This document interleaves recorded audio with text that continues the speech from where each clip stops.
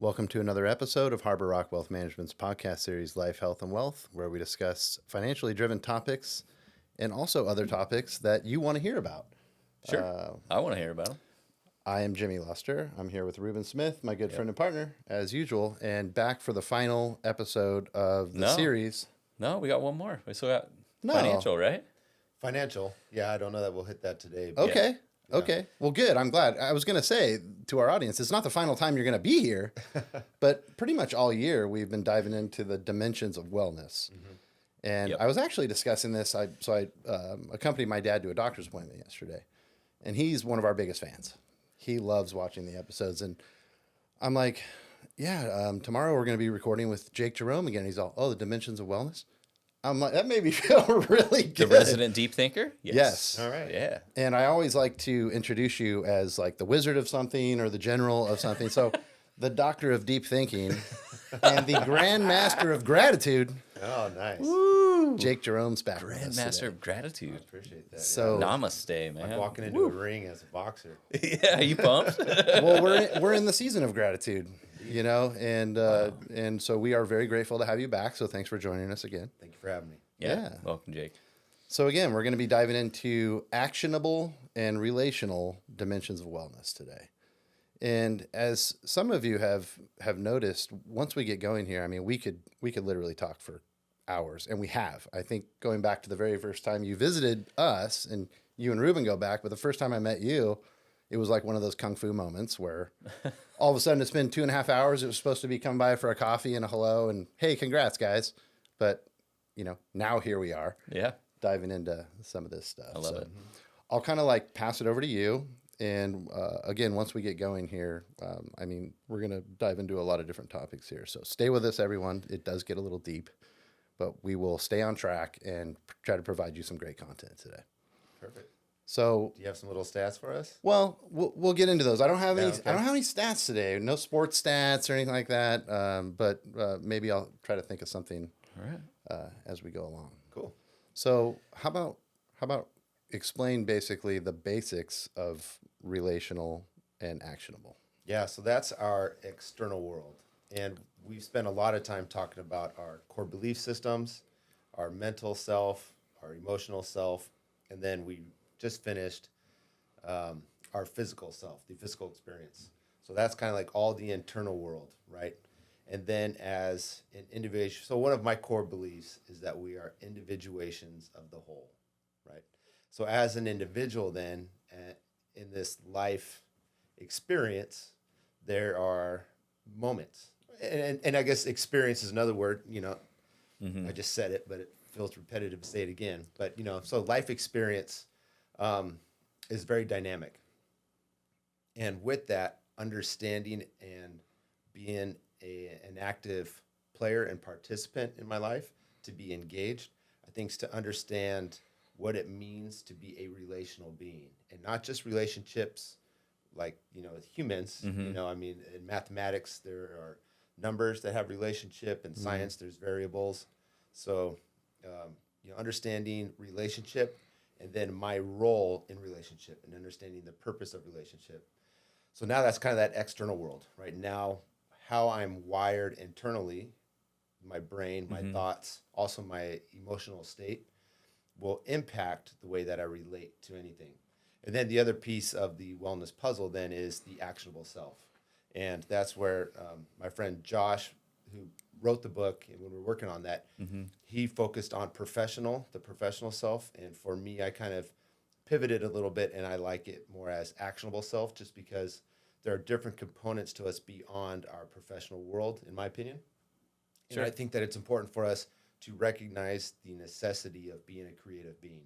I think at times as an adult, we get locked into a very repetitive, monotonous, unconscious lifestyle. And I think that's to the detriment of the life experience. That's also speaking, again, as somebody who's on the West Coast United States that's not living in Gaza or Israel or Syria or anywhere else. I think, not to be ignorant of other human beings' experience on the planet at the moment.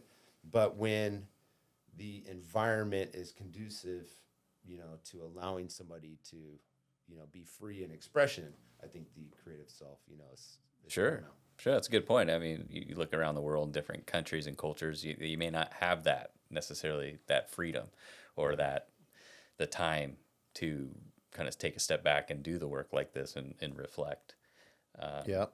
So when you talk about relational, though, is that when you were going through that, that sounds like we automatically go to relationships, you know, whether it's with a partner or friends, family, whatever, Yeah. coworker.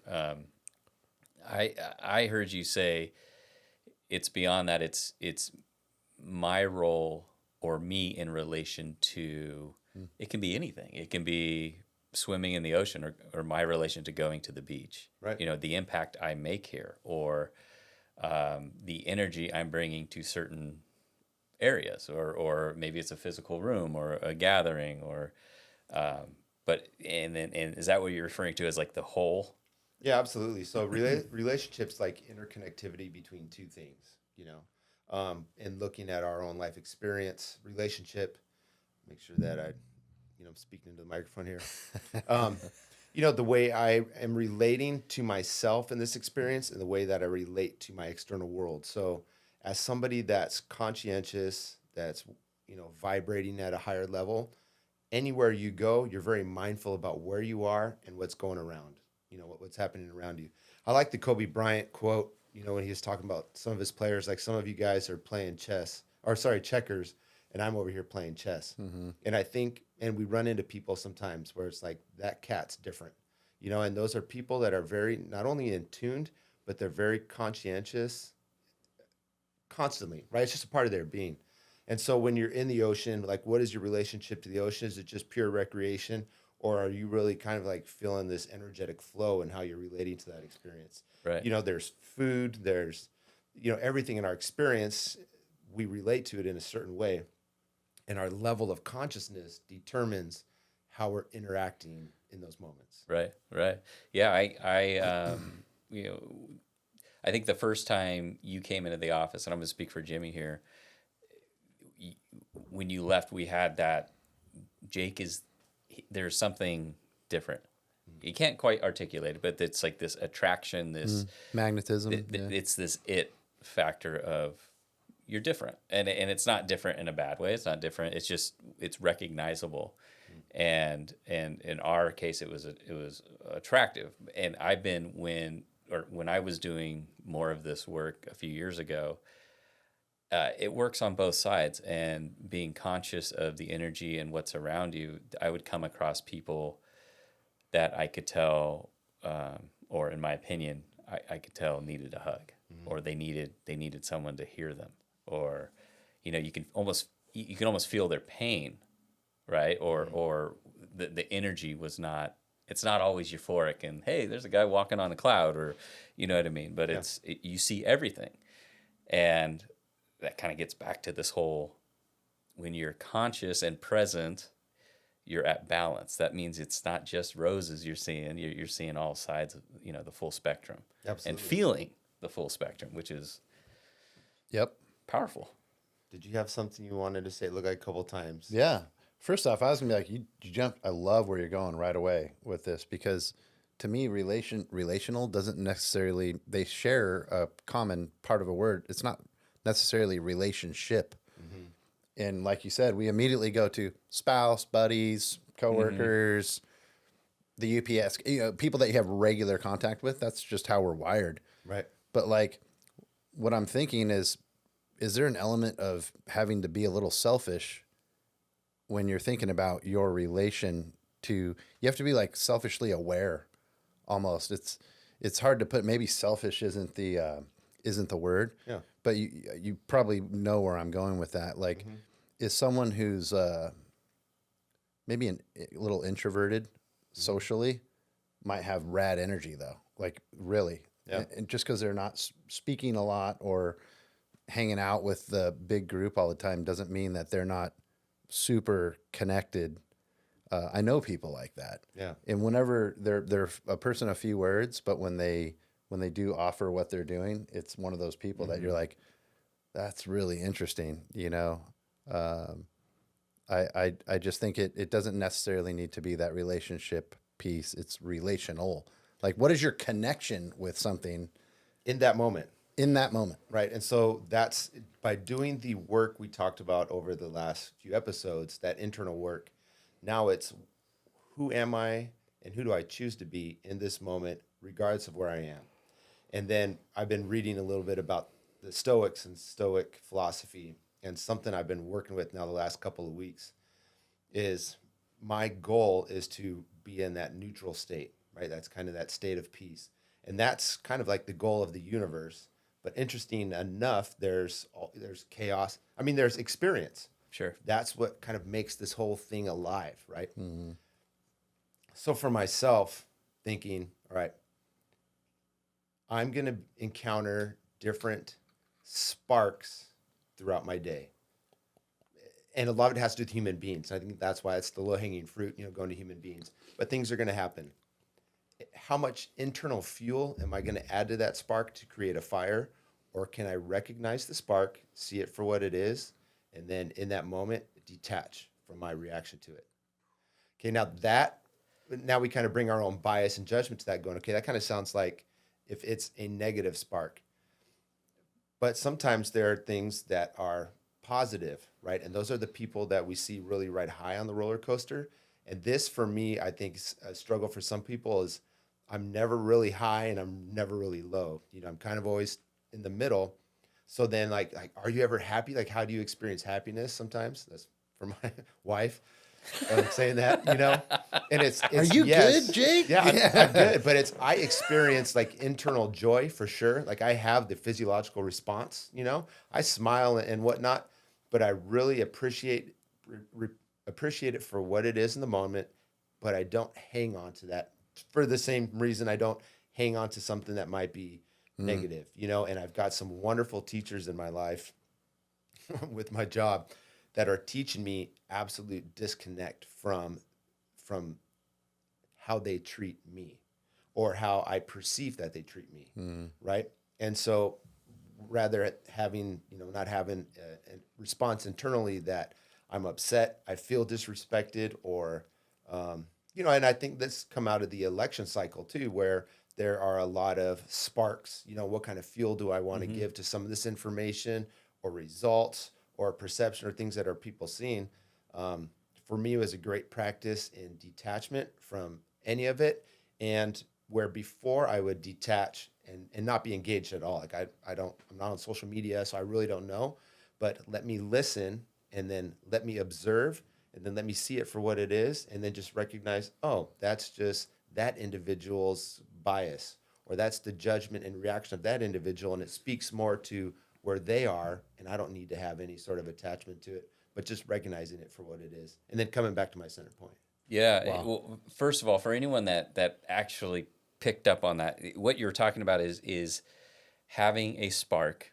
You could call it a trigger. You could call it one lady that I went through a lot of my recovery with called it an at bat. She was I believe she was a college basketball coach.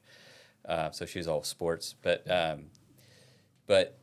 to be able to recognize, feel it, experience it, I guess. Observe what it's doing to you, what your initial knee-jerk reaction is, and then letting it go all in the same moment. That's a guru status. I mean, it's not something that says you say, "Oh yeah, that sounds good. I'm gonna start doing that," and it just happens. It's absolutely something that needs practice and practice and practice, and what I've experienced now, that those types of moments are long gone from where I was at one point a couple years ago. But what I experience is that the things slow down. It gets slower. The world gets slower, and whatever it was that triggered me or sparked, there was that spark. There's a sense of appreciation for them, because I now recognize that is something that is internally with me. It's not necessarily what happened, what created that spark. Yeah. It's there, and it may be like some type of subconscious embedded trauma of something that happened when I was a kid or a child that I don't even really recall, but I'm right back in there with that same feeling. and to be able to almost treat it with gratitude and respect and understand what it is. Take a breath. Whew, there it was. Okay, move on and understand for what it is. And I think in today's society, it's really hard for us to be quiet and almost stoic and digest it before we come up with a response, even if maybe a response isn't even needed, right? Especially when you're still connected. Because that doesn't mean what you're saying there doesn't mean you're disconnecting. You're actually doing, you're engaging. You're sitting in your feelings. You know, you're not going to your crutch. You're aware and you're like, all right. Okay. Well, and some people might take it as, Slow are you down. okay? Is something wrong with you? Yeah. You know, or I think that's where I was going, like with the selfish piece. I think it's more being present, like internally present and aware of how you're affecting others. I mean, it's interesting. So we go back. We relate a lot of things. We all have sports backgrounds, and we kind of talk about we're not talking about the physical piece, even though they're all connected, right? Yeah. That it's a big wheel. But I read something about relational wellness, well-being, and it was just an interesting tidbit in my research. It was relating it to physical fitness, and it was saying a lack of physical fitness will send you to the doctor, right? You get sick. If it helps if you're more physically fit in exercising, you avoid certain illnesses and getting sick, which could send you to the doctor. But you don't go to the doctor to get fit. You go to the gym. You join a health club to get physically fit, right? So, and then it was talking about to have improvements in your relational well-being, you need to make lifestyle changes. Like you need to be proactive about it. Like you're saying, you don't just wake up and go, that's pretty good. I'm just going to decide to do that today. And then get discouraged when you're not feeling like you're making any headway or progress. Like this work was something you never master. By far the hardest thing I ever did. Like not even close. It was because it's constant. There's a constant, I guess, dialogue, if you will, or like an inner monologue. And you're just almost, you're on the verge of overthinking some things. Yeah. Right. You got some other things working. I don't want to say against you, but you've got the biology in which you were, given emotional set points, that we inherited. Also the programming that we got, and as kids and then young adults. And we're also programming ourselves through media and life, right? So when you're beginning this work in your 30s, 40s, 50s, 60s, it's tougher because it's like wired hardcore. Oh yeah. To how your makeup is, and I think it does take a lot of time, unless it's an event where you can create an initial shift, right? How we relate to our external world, doing that internal work, it is hard because you are creating new responses and you're creating new wiring in your brain and at your heart center. Right. And that's physiological work, which is challenging. And the brain wants to be efficient and it wants to be safe and the body wants to be safe. So there is a natural resistance to it, and it's consistent, challenging work for sure. Okay, so I have a thought about that, and the thought is the rewiring process that you just talked about, and through the work I did, we called it creating a new intent, because it's very easy in the human language to say I need to, I have to, I should be, next time I will, and because what happens is when those things don't happen, you've created, without you knowing, you've created this expectation that you should be doing something or have a different reaction to whatever just happened, and so we create intents, and how you do that is you acknowledge whatever the maybe the belief or the behavior pattern that ever just occurred, right? Whatever got your blood boiling or the heart rate up, you acknowledge that I'm a bad dad was one of mine. So I'm a bad dad, and you breathe through it and you let that really just soak in and just be with that feeling. And then you allow your body to kind of just naturally come up with another another response. And it's my intent to, be a thoughtful parent that listens before he speaks, or something, And so now you have when you start doing this practice time over time, you end up having these go-tos when that comes up. And maybe it's not to be thoughtful this time. Maybe it's to be a loving parent, and but so you end up having all of these things that are so slowly rewiring your subconscious so that without expectation, because you're creating intents to, and it's part of this slower, like I talked about, practice and healing process of rewiring. So that I just wanted to bring that up because that was my experience as far as how do you reframe for someone that's in their 40s, how do you reframe 40 years of experience, which has now become my default, right? So I'm trying to create a new default, right? So. Are you on your way to guru status? Like I feel. No, I don't know. Maybe I told you guys I'm tired today, so maybe it's just I'm in that. I'd like to go back to the first episode we ever did to now. I think we're all doing some work here. Yeah. And that's great. Absolutely. That's part of you have to work on yourself just like you do at the gym. You got to work on your soul. Yeah. It's a lifelong journey you never master. It's a practice. They call it a practice because you never master it. Like all these things. Yeah, and we're in, too, for myself, I'm in a very dynamic place in my life where I'm around a lot of human beings. And some of them are more transient relationships, So the way that I relate to others is definitely a reflection of my internal world. And so I'm very conscious right now about, observing, that reaction or that feeling that I'm having. Why is that? So I converse with myself. So this is my mechanism. There's all kinds of teachers and people that are psychologists that help, with relationships or whatever the case is. But I just think of, is this my best self? Okay, no, then what do I go to? Rather than identifying the negative, go, you know what, in this moment, my highest self would choose to be this. How do I now produce that internal state so that it reflects externally? I like it. And that's where, so coaching, throughout a season, I'll recognize, these things, and I'll communicate with my assistant coaches, which are friends, and, my wife and people at home, they get to hear it, and my kids, I had, maybe a negative response, or I got hot or heated in that moment, so why was that? And some of it has to do with my personal energy resources were depleted. I literally didn't have the tools necessary to be my best in that moment, right? And I approached that moment and I went into it unconscious. So I've learned to now make sure that I do the internal and mental work through meditation and preparation to prepare that inner environment.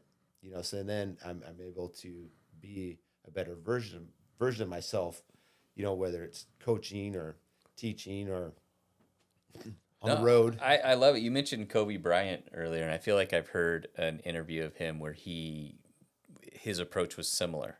It was all mindset before he got into a game. It was all like getting into that First mode. one there, last one to turn out the lights. Getting conscious and be right where he's at, and that was his best self and for performing. On the court. Yeah, and to his credit too, he took that mindset, and I think one of the great tragedies was we never got to see Kobe Bryant become Kobe Bryant. We saw Kobe Bryant, the basketball player, phenomenal, and we were inspired by that. And then we started seeing glimpses of now Kobe Bryant, the father, right? He was a girl's dad, and then his relationship with Vanessa. He's a public figure and somebody we were all very interested in.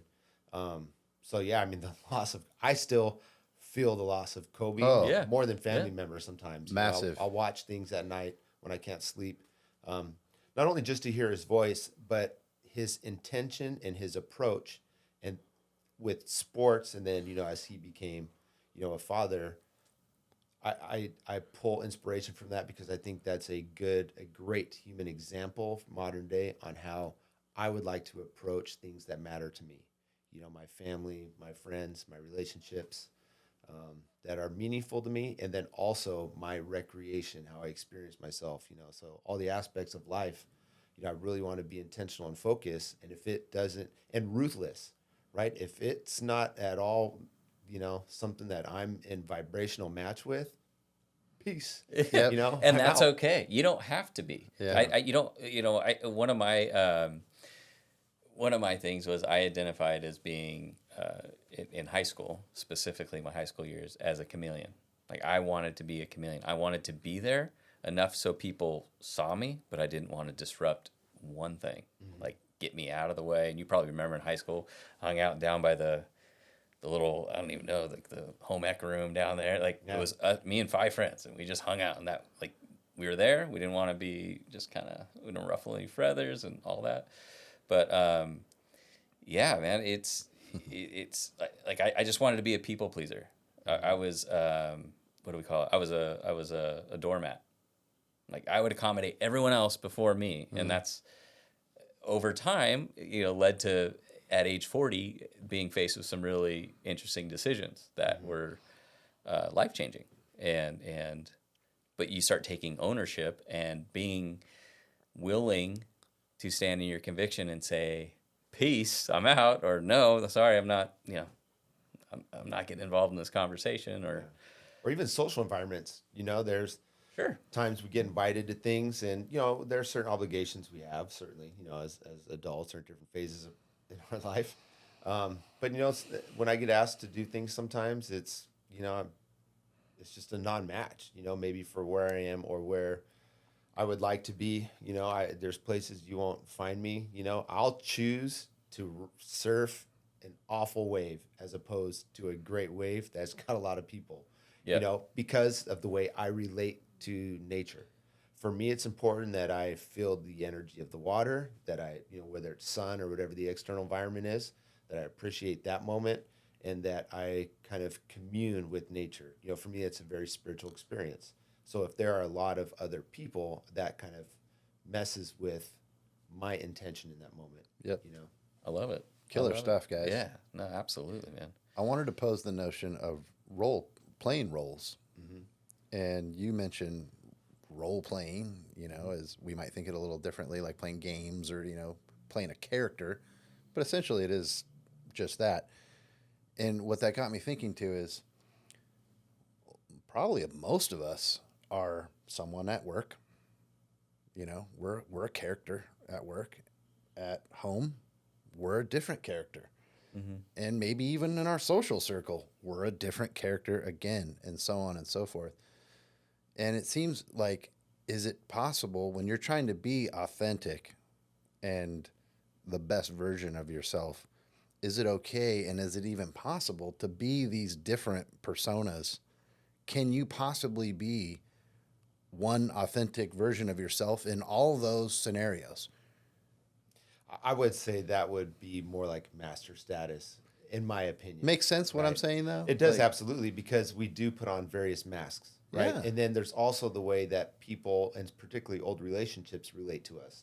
So we find ourselves into these unconscious old roles, and then there are certain, ways, or there might be certain subconscious components to these relationships where we allow either mistreatment or we allow, low vibration. I don't want to sound all Well, science, think about like family, right? Family, there's no perfect family out there, and there's no perfect relationships, and but talk about things that can go back and deep experiences that come up with family because you've been around each other your whole lives, and I mean, very Right. easy to slip into old roles, right? Well, and then sometimes with family too, then we create a disconnect. Sometimes we don't talk to family members for a long time, or we have to because we don't currently possess the language or the knowledge or the wisdom or the information or the affirmation, to create a new way of engaging in that relationship. Yep. So I haven't talked to my my father for this long time, aunts, uncles, cousins, whatever it might be. And our family is important to us, and plays a role. So I find it interesting to listen to people that either create that disconnect or, that then invest to then try to create a whole new, way. I think that's a real challenge. And then for others that just, say, hey, by title, that's who those people are to me. But I really choose to give my energy towards other relationships that really, reciprocate what I'm all about, and maybe that familiar relationship just doesn't do that anymore. Yeah, yeah, and I got a bunch on my mind, but Good. the be standing in your own conviction and having this willingness to fail, and because it's where you're at, and you're present, and that's absolutely 100% authentic, right? And that's just where you're going to be. You can't expect. I don't. I think people get in trouble when they expect the other person, let's say in a family relationship or a friend, to hear you or understand where you're coming from. Because I think it took me a long time to get over the fact that, or understand the fact that we're all doing the best we can given what we know. So every interaction you have, whether it's a toxic relationship or a relationship that's gotten toxic over time, that person is doing the best they can given what they know, and so am I. And so if we're button heads, it is what it is. But if I'm talking to someone and I'm saying something as pure as I can, authentic, from a place of love, and they still don't get it, I can't control that, and I'm moving on. It's like we can't force someone to understand it. And what I found is that at first it really frustrates the other person, because I'm at peace in a way, and they're okay. They almost see it as me allowing them to be miserable and not understand it, that discomfort. But what happens is they engage you in question. Once they engage you in question, they're now interested, and their guard is down, whether they realize it or not, because they now have this natural interest. And then I think that's where the relationship starts healing a little. That's like, I don't know why, and I don't even know if it pertains. It reminds me of Good Will Hunting, when Matt Damon, Robin Williams keeps telling him, it's not your fault. It's not your fault. And the more angry he got, the more he was like, are you okay? Are you okay? Have you ever had those moments where someone's upset and you're like, we're breaking through, we're making progress with someone that you have a relationship with, and you're like, are you okay? Are you okay? How can I help you? How can I? And they are almost, their mechanism wants to rile you up and fire you up to where you're like, well, screw you then, or something, or forget you, but you're doing the opposite, and you're aware that you're doing that, and it's a real special moment. That doesn't, when you see it, it's happening, or you're in it, and you've probably been on both ends of it, especially in those relationships like with your family, spouse, significant other, close coworker. But that's that vibration of energy that you can feel it, like, we got something here. Let's work on this. Let's work on this. It's really special. It is, if that moment presents itself, but then there are times where it doesn't. Yeah. So what do you do then? Right. So in that case, I think that's where you communicate as best you can as to what your expectations are. But I think it's really important to offer up forgiveness, and then try to, as much as possible, detach your own judgment from that spark. Right. And it might be an old fire. We're not talking spark. Sometimes it's an old fire. Yep. So what can you do to create a new affirmation in healing, right? So what the affirmation does, it's an affirmative thought that you can repeat to yourself, which then you begin to embody. So if it's somebody... Repeat that for me. So an affirmation is a positive thought that we repeat to ourselves, where we begin to then embody that thought on an emotional level. Okay. Right? So it starts thought, it's working to emotion, now it becomes something in the physical realm. I love it. Right? So that's where we begin to create those changes. Rather than, because we're talking about the hard work, so what is the hard work? The hard work is recognizing, those moments or the relational circumstance that's creating discomfort and disharmony in my life. How do I heal this to get to that neutral center point? Yeah. And in doing so, it's through changing my thoughts about things, which I need to change at the emotional level, which will then produce a new experience or have an opportunity to. And both parties have to be willing to do so and to engage. That seems like the tough dynamic. So I love that we're talking about very similar things, and like your experience and my experience are different, but they in a lot of ways they're very We have a lot of similarities, So when you say the emotional level, I think the cellular level, meaning when I say there's a behavior that I acknowledge, okay, I am bad dad, whatever. Where does that sit in my body? And then once I recognize it and I feel it and I'm there, then I create this intent that rewiring is also at that same wavelength, that same emotional state. Mm-hmm. So now to me, this all just kind of coincides. It all just works together and flows. This is good stuff. But there's a release component too, right? So as we're doing this work and we're recognizing there's something within ourselves or something within somebody else, there's a lot going on. Sometimes it's also us projecting, and we've talked about projections, or we recognize something, this really bothers me about people. This really bothers me about people. Or you hear people go, I hate when people do this, and I hate that. And, But it might be something within yourself, right? So let's now figure, is it something now that's within me that I don't like about myself? And now if I can fix that, because now if I can do the work to release that part of myself, now when I see it in somebody else, now I've got something in my awareness that's new to no longer have that attachment. Yeah, we would call it owning your projection. So that person is this, I am this. That's where you go back to the accountability tree. I am this, let that resonate. Yeah. Because that's usually something that on the surface you don't want to be, or you don't think you are. Yeah. It's deep. Speaking of deep, I think I need wow, we're really doing it. This is awesome. This is where I was hoping this would go. Now, are we ready to transition to actionable? Yeah, we absolutely can. I think it's a good time. It feels like a good time to do that. You guys are awesome, by the way. Really good stuff today. The last thing I want to say about that. Yeah, please. Let's have something. I keep thinking about this, but think about the next time you walk into a room, and it doesn't have to be people that you know. Like you go into the grocery store. Think about the energy you're carrying into the grocery store and your experience, like how that energy can impact someone else's day.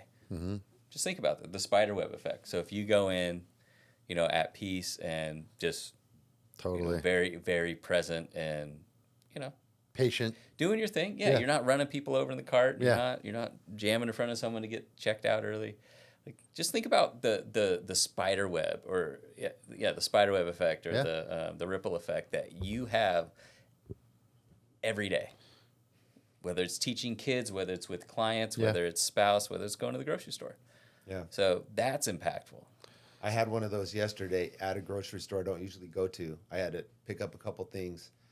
And I'm very particular about where I visit because I really feel the energy, And so I walked into this place and my initial reaction was sadness and just low vibration and low consciousness around me, right? So I had a judgment to what was going on. And then I recognized, what you were saying there. Okay, so I see this. I don't choose this for myself. So I need to doubly make sure that my interactions with people are positive, that I look, in their eyes. So the person behind the counter that helped out with the meat that I was getting, I looked, I acknowledged, I communicated, whenever I see somebody, I make sure that I smiled. And it took effort. I wouldn't have done that maybe a few years ago, but I think that's a great example, Ruben, of, when we're out in public thinking about how can we create that internal space and that internal state of being to now be, create a positive impact. Yeah, that one interaction that you had, a positive or a friendly interaction you had with the person behind the meat counter might have flipped their whole day around. Mm-hmm. You don't know where they were, what their day was at the beginning of the day. I think about stuff like that. Totally. But it makes people feel seen, right? As a human being, we want to be seen, we want to be recognized. Sometimes there's such a state of pain to where we don't, right? But I can't control that. All I can control is, reading the situation and then what can I bring to the table in this moment, and being conscious about that. So you in relation to, that's why I wanted to. Right. Yeah. Cool.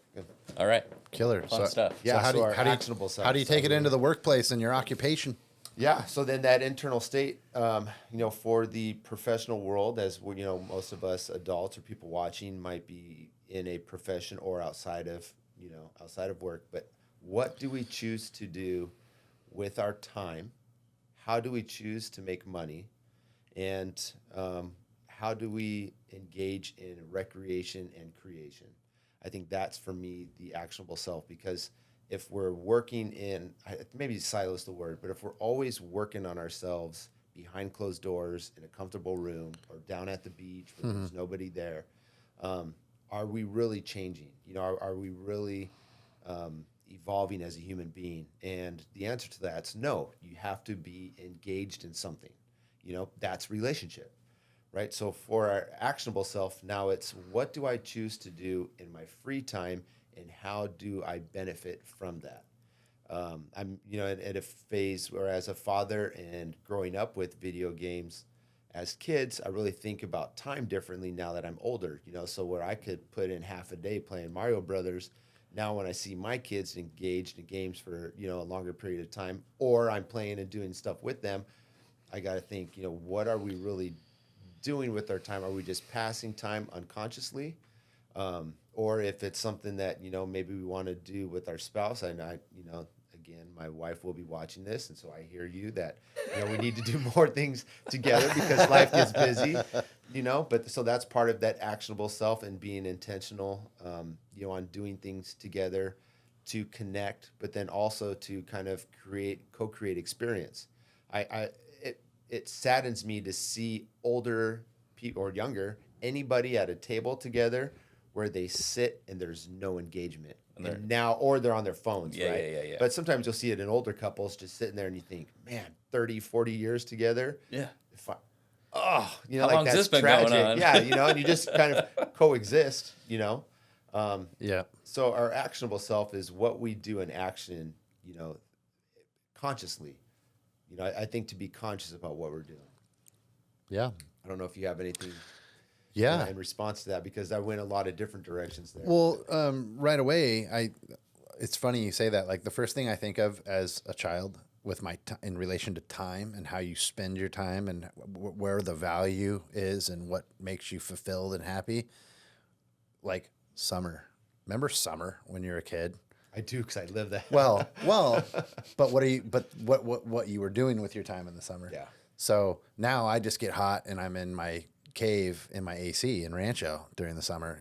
For people that RSM's hot, it's a little different. I get to come here though, which is pretty cool. Right. But like playing video games, riding your bike, something like that, versus like how you see that, and maybe like let's go out, let's go walk around and get outside. And I think it's part of like your own mortality. Mm-hmm. As you get older and older, it's just natural to start thinking about, this isn't finite, there is an end at some point. So how do I keep time? We talked about that concept of slowing down time. You can't really do that, but you can make it feel that way in your experiences with making the most out of it and getting the most value out of it. So it's interesting and then in thinking, and I think I was sharing with you earlier in the workplace with trying to get the most out of that piece of it now in what I do. What makes you satisfied now, and what made me satisfied in the Blue Octagon, and how I can like put it in a box. Mm-hmm. Now it relates so much more to my whole life because I'm fulfilled by different things, and I don't know exactly why, but I am very aware of it's happening, and I try to.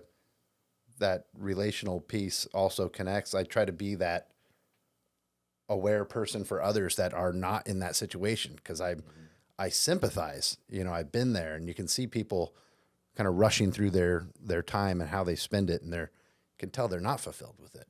Yeah, or what they're doing, So from a professional perspective, or even just what you're being called to do in that moment, there are some, and I've come to recognize this, and where one of my old judgments was, like, how does somebody do that? They need to wake up, like, how do you show up and just do that? But for some levels of consciousness, I just detached. There's billions of people on the planet. There are billions of levels of consciousness. Not everybody needs to be on a mountain bike and then jumping in the ocean, Totally. swimming, and doing Yeah. whatever they need to do for fulfillment. There are other people that get fulfilled out of very basic tasks, Yep. and they have they're fine with their present of being where they are. Where I might have a judgment on it, I've learned how now to kind of release myself from that.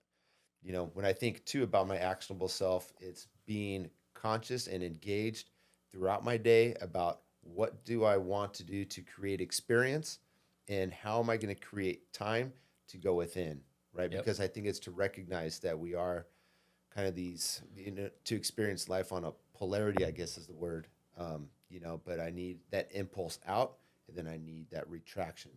Yeah. Also just for unity, to unify within myself and to heal, and then get that fuel to think about, all right, what do I want to do next, or what did I learn? Yeah, and kudos to you, man, because having kids and you and your wife working full time, and to create enough of a boundary in the relationship to where they know dad needs this, and whether it's once a night, or I don't know, maybe it's your surf sessions, however they often they happen. What Speaking of this though, one thing that I've noticed over the last couple of years for me is that I've settled. I don't know, settled, but I've stopped caring about what others do, and I care about what I like to do, what brings me joy and fulfillment. So, I was talking to a friend not too long ago who's still surfing, still goes to the mountains, still does like all these things, and and I said, "What are you up to?" I'm like, well, I'm a dad, I'm a father, I'm a husband, I own a business, I golf, I play guitar. It's about it. It's not this extravagant, lifestyle of, jet setting and doing all these crazy extreme sports. And I don't know if I've ever been happier than I am right now in my life. The end goal is to be at peace. There you go. Right. And That's it. when we talk about happiness can be fleeting. There's a really cool documentary movie called Happy, and I think that really does a great job of illuminating different people around the globe that have various experiences and what happy looks like. Tom Shadyac also has a documentary, and Tom Shadyac produced a bunch of the Jim Carrey movies. So they made hand over fist money, unbelievable amount of money. And so he comes to this realization, he had all these homes, he was looking for all this fulfillment, and he lives a very simple life, maybe in Malibu, sold a bunch of things, and is kind of, working on trying to change consciousness in his own way. So he's finding meaning through that. I think it's wherever you are, wherever your center point might be, that you can create peace and meaning, then that's good. And a lot of people that are out there doing the jumping out of planes and all that are looking for other things externally, but all your rewards internal. Totally. Yeah. Yeah. Exactly. It's it's funny when you really think about why people do the things they do, unless you come across someone that is truly centered, right, and grounded, and lives their life with humility, and is just, like balance, like guru status, But you think of all these people that do all these behaviors that are going on, and so much of me wants to go out and say, what are you doing? No, you're missing something. Is this really what you want to be doing? Is this truly who you are? Or like the guy cutting you off on the freeway, or, but those are all things that I have no control over. I can control me and what I like to do. I can make the decisions on where I surf, if that's, or where I play golf, or when I play golf, or, taking more control over that, and that all kind of filters back into, or ties back into this life slowing down. And I think when you do start going through these exercises, whether they're internally or the physical, life gets a lot simpler, and your needs aren't as extravagant. And well, it certainly changes. One of the great things that I took away from the Conversations with God series. I remember them talking about the greatest like state or experience for a human being is in a state of creation. You work with wood, or whether it's the person who paints or oils or watercolors or makes music or does things within that state of creation. It's interesting, as a human being, that's kind of like the pinnacle for experience. And I think where there's a misconception that it's through the highest dopamine experience, or it's through something else. When we look on social media, people are traveling or doing different things. It's, again, everything you're looking for out there is right here. You got everything you need right here. Yeah. And maybe the painter or the woodworker isn't living in Malibu. Yeah. There's a good chance they're not. They're on Hemet. So yeah, and they're crushing it. Yeah. Hawaiian Gardens.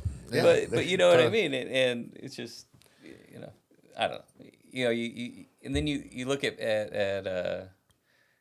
maybe people that live very simple lives, and sometimes I think when they're in balance and you come across someone like that, and you're the richest person I know. Yeah. You have wealth, and it may not be dollar signs, and how many commas do you have in your net worth? It's not that. It's you are. Yeah, I don't know. So you spoke about peace. So I think that's a major center point of this entire dimension wheel is the search for peace. And we talk about that. We've talked about that before, maybe even with you, about that. I feel like that's one of the secrets to life. Everyone is always asking everyone, what do you think the secret to life is? Finding peace as quickly as possible and sustaining it. Finding a way to sustain it quietly and share that with people. And it doesn't mean that's going to be their way, but they're going to know my way. I'm going to show them my way because I want to share its amazing energy. But it also sparked, when you guys were talking about this a few moments ago, we've all been through, and everyone has, whether they, it's kind of the same thing when someone says, well, I don't have a story to tell. I don't even know what I would talk about. Well, same thing with trauma or pain. We've all had it. You can't get out of this world without it. Can you find peace and be your best actionable self without going through pain and sitting in that pain? Because can you what's the word? Can you appreciate that, to be able to find that peace and have the self-realization of like, I don't need all those things. Some people, that's fine for you. That's your journey. But for me, all of a sudden I got quieter and I'm more peaceful than I've ever been. Is that a result of going through some trauma and pain and working through that to be able to get to that point? And if I hadn't addressed any of that and been through that, would I have been able to get there? If that makes sense. Yeah, it absolutely does. And that's Viktor Frankl's book, maybe we've talked about before, Man's Search for Meaning. Viktor Frankl survived the Holocaust and talks about his experience and what he witnessed there. And it's kind of like our quest of always, finding meaning and purpose. And I think that to reach that center point of being at peace is important, just as important variance is, and that's the experience. That's why I think to be conscientious in how we live an actionable life, it's taking action, what we choose to do, creativity, whether it's our professional selves, our jobs, what we want to do in recreation, but it's being intentful with that, but then also finding that time to come back to that center point, for ourselves. Right. That's good stuff. I if you don't mind, I would switch experience with pain, because it's experience and it's how we interpret it. Now, whether it's physical pain or not, but it's opportunities or these at-bats, these sparks, these moments in our life that it was an experience. And sorry, I thought about something else, but sure. But the more you have those experiences and the inner dialogue around those experiences, they become your truth. So what if you keep getting picked last for kickball, or then all of a sudden you're not good at sports because you told yourself you're not good at sports. It was someone else's decision to pick you last. You had no control over that. unless you made them upset in class or something, right? But going back to these affirmations, I thought I wanted to touch on this is the reason why you keep repeating these and creating these affirmations is we begin to believe what we tell ourselves. And if that affirmation is coming from a place of your authentic self, place of love, and truly something that you've identified that you want, it will happen. You are rewiring. And I think more often than not, unfortunately, it's negative self-talk. Sure. Yeah. Oh, You find. And Yeah. we, We're all victims You don't of even it. know you're doing it, yeah. you know? Yeah, that's a really good point. Well, we have a few minutes left on this topic today. And so we can kind of start wrapping up our thoughts here. And in yoga, it's like the cool down, you know? We're going to slow it down. I go child's pose now, or what Yes. am I doing? Savasana. It's Savasana where you we go. lay down and, you know, that's my favorite part. Are we going Bikram? I think the Yeah. heater went on today. It's a little hot. No, now I have an eye twitch. No offense, guys. San Clemente Bikram was awesome, but we seem to come like full circle in this wheel. So I didn't mean to do that, but if you're still with us, but it seems like we come back to a lot of the same terms in a lot of our peace,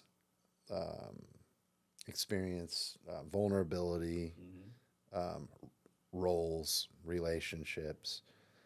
They all tie together, and I know it's easy to say that. Oh, it all melds. It's all part of the recipe, and however you want to put it. But, geez, I mean, I think we've proven it in 4 or 5 hours of sessions now that, like, you keep ending up. It's not a secret that you keep ending up back at this same spot that we get a little vulnerable. We're sharing. You can't hide when you're in this room, man. I mean, like, fortunately, you both and have been very transparent and offered up some personal experiences that are sometimes difficult to talk about, but this is doing the work. This is important. Yeah. And to our viewers, we're all the same in that sense. Don't be afraid to do the work. Find your crew, find your trust people and we're here for you. This is part of what we do. This is why we did this. We're finding out more of this is why we're doing this. Yeah. This is, I mean, and to whoever's watching it out there, this is selfishly, I'll speak for all of us here, this is selfishly us practicing. This is us working, and we're by being vulnerable and being out there, sharing experiences and having open conversation. So, this is a great topic, man. I love it. To support what you Final just words, said, Jim. wizard. Yeah. My Wizard final of words are wiseness. this. Yeah. When we started talking about this topic, I remember throwing out a new term, toroidal energy fields, right? And toroidal energy fields exist all throughout the universe. And like you talking about, you think you're kind of isolating the mental, but really impacts, the emotional and then the different components of our lives. I remember early on in our conversations, for me, I view them as multiple spinning kind of spherical entities, right? And they're all kind of interlinked and interrelated. And so at the center point's kind of that core being, that's kind of like where the big vortex is, or like, I really think of like these dynamic spinning energy fields. And then these other components kind of surrounding them. And once they're all in balance, then we kind of feel that wholeness. When one's out of whack, throws everything, out of whack, so to speak. And so through these conversations, we're identifying, where there's disharmony or discord, and then how do we pull back to create that center point and that balance. I love it. This practice, by going through this, you become present and conscious and aware of where your body's at, and you understand what. I look at it almost like an orb, right? Sometimes it's not always perfect, right? There's certain parts that it's always moving, and that's life, isn't it? I mean, it's dynamic. yeah, Sure. yeah. So, Well, that's Ruben, great. as always, thanks for sharing. Yeah. You're always great, providing great content for us, course. Not just our viewers, but for us too. And as always, thanks for giving us some of your time today, Jake. I can't even put a price tag on it. It's priceless. Like, it's very Thank you, valuable. guys. We love So it. we really appreciate it. And to all our viewers, if you're living your life and you have your health, you're the wealthiest person in the world. We'll see you next time.